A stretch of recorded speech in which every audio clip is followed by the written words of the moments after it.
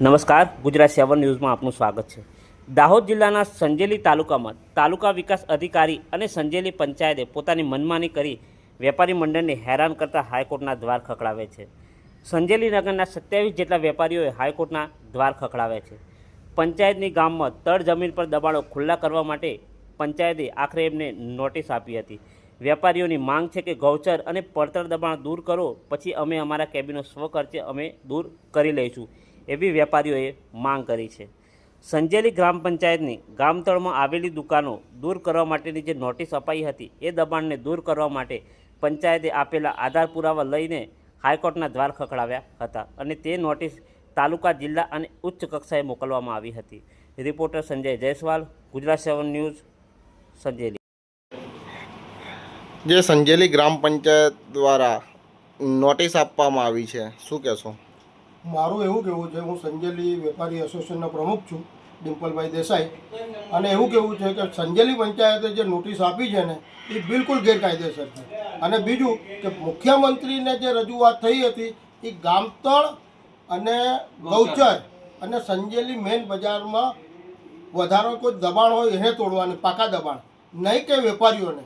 પણ અમે ટીડીઓ સાહેબને રજૂઆત કરી, સરપંચને રજૂઆત કરી, પણ ટીડીઓ સાહેબનું એટલું બધું મનસ્વી વર્તન હતું કે એમને અમે સમજાવ્યું કે સાહેબ તમે દબાણ તોડો એનો વાંધો નથી, પણ વેપારીઓને ખાલી કનડગત ન કરો। તો એ ટીડીઓ સાહેબ માનતા નથી ને અમે કાલે એમની જોડે ગયા હતા હાઈકોર્ટની રીટ લઈ કે અમે હાઈકોર્ટમાં રીટ કરી છે સાહેબ। તો હું કોઈ હાઈકોર્ટ દેખું નહીં, વધારે તમારે 2 તારીખ કાં તો પછી 3 તારીખે તો હું તોડી જ નાખીશ। મારા ઉપર એમ કે કોઈ, મેં કીધું પંચાયત મંત્રીનો ફોન આવશે કે આ કોઈનું હું ચલાવવું નહીં, પણ હું તોડી નાખીશ એમ। એટલું બધું અમારા ઉપર પ્રેશર છે અને બીજા વેપારીઓ માનસિક રીતે એટલા બધા નાસી પાસ થઈ ગયા છે, કોઈ વેપારી કશું કરી જ બેસશે ને તો બધો જ એનો એ ટીડીઓ સાહેબ ઉપર જ જશે। શું નામ છે આપનું? ડિમ્પલભાઈ દેસાઈ। સંજેલી ગ્રામ પંચાયત દ્વારા નોટિસો આપવામાં આવેલી છે ઠરાવ કર્યા બાદ, પણ શું કહેશો આપ? હવે અમને કાયદેસર ઠરાવ આપેલો તો છે જ, અને અમે 20-25 વર્ષથી ધંધો કરીએ છીએ, પંચાયતમાં ભાડું બી આપીએ છીએ, અને સરકારશ્રી દ્વારા જેવો પરિપત્ર કરવામાં આવ્યો કે ગામના ગૌચરો તથા એ દૂર કરવા, એની જગ્યાએ સીધા ઓનલી ફોર અમને આ લોકો નોટિસો બજવીને કે તમે બિનકાયદેસર તમારું ગામતળમાં દબાણ કરેલ છે, હકીકતમાં અમારું બિનકાયદેસર છે નહીં, અમને ઠરાવ કરીને આપવામાં આવેલ છે। અને હકીકતમાં જે આ પાકા જે બાંધકામને જે ગૌચરો જે દૂર કરતા હોય તો પછી અમે અમારી રીતે સ્વ ખર્ચે દૂર કરી લઈએ, પણ અમને ખોટી રીતે બિનઅધિકૃત ગણવામાં આવેલ છે અને કાયદેસર છે જ નહીં, એવી અમારી રજૂઆત છે। અને જે આ પાકા દબાણો પંચાયત દ્વારા દૂર કરવામાં આવે, અને ટીડીઓ સાહેબને વિનંતી છે ખોટી રીતે અમને માનસિક ત્રાસ ના આપે। આ અમારા ધંધો કરીએ છીએ એમનો અમારો એવો આ મુદ્દો છે। શું નામ છે આપનું? મારું ઉત્તમ કુમાર શશિકાંત મહિડા। સંજેલી ગ્રામ પંચાયતમાં દબાણ દૂર કરવા માટે આખરી નોટિસ આપવામાં આવી છે, શું કહેશો આપ? હવે સાહેબ આખરી નોટિસ એ લોકોએ અમને આપી, બરાબર। આજે 2005થી મારી દુકાન ચાલુ છે, વચ્ચે 2018માં એમને તોડી નાખી, પછી પાછી અમને 2021માં પાછો ઠરાવ કરીને અમને દુકાન આપી।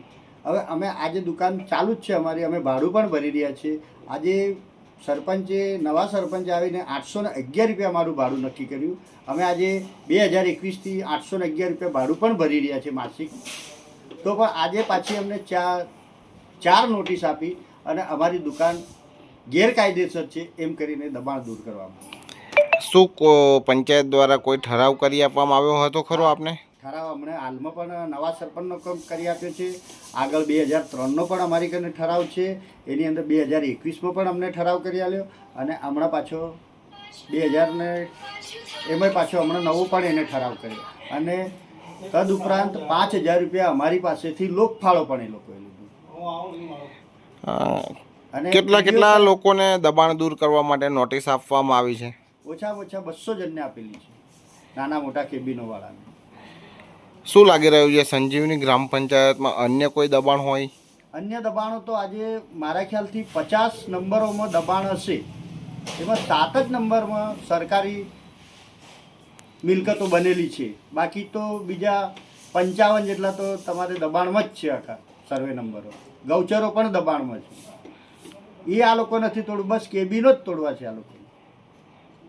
અને જે બસ સ્ટેશનના એરિયામાં એટલું કોઈ દબાણ છે નહીં, રોડ ખુલ્લા જ છે, પણ જે પાકી દુકાનો બનેલી છે ત્યાં આગળ દબાણ છે એ લોકોને નથી કાઢવા. પહેલાં અમે એમ કે પહેલાં અમે કેબિનો કાઢ નાખીએ પછી એ દબાણ કરીએ. અમે એમ કહીએ કે પહેલાં તમે આ બધા ગૌચરો રજૂઆત કરી છે ખરી કોઈ જગ્યાએ આપે?